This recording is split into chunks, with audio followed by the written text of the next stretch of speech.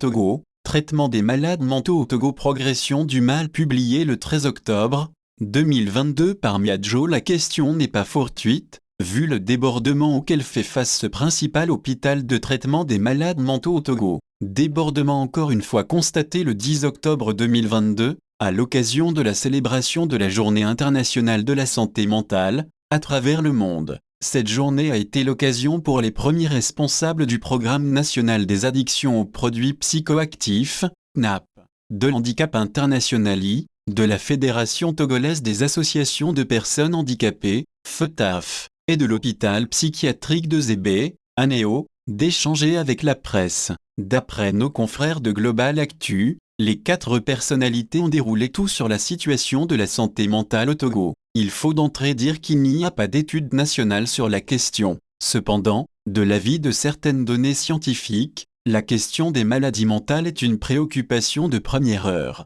Et relève-t-on que la santé mentale, suivant la définition de l'Organisation mondiale de la santé, OMS, est l'état de bien-être qui permet à chacun de réaliser son potentiel, de faire face aux difficultés normales de la vie, de travailler avec succès, d'être productif et de contribuer à sa communauté. Le confrère a poursuivi, indiquant que selon le commandant Dr Saliou Salifou, médecin-chef à l'hôpital psychiatrique de Zébé, en matière de santé mentale au Togo, il faut des actions concrètes de promotion du bien-être. Il a fait savoir qu'il faut assurer la prise en charge efficiente des victimes de maladies mentales et dupliquer les hôpitaux psychiatriques au Togo. Il n'en veut pour preuve que dans l'établissement psychiatrique dont il a la charge, il y a 256 malades pour seulement 220 lits. Toujours dans le sillage des actions, il trouve qu'il a nécessité d'encourager la formation des acteurs de santé mentale à travers des bourses. La question des malades mentaux abandonnés ou errants est d'une importance capitale,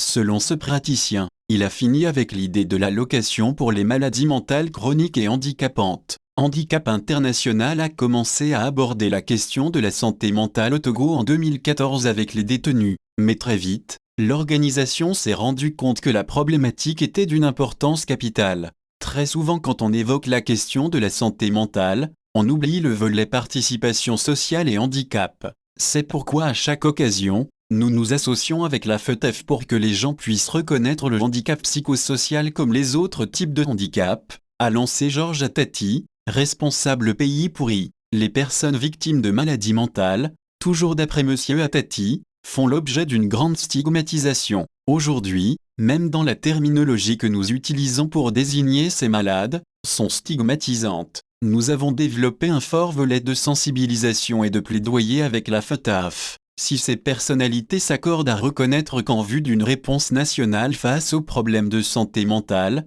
des efforts sont faits, informe Dr Mawuzi Komivuao, coordonnateur de PNAP.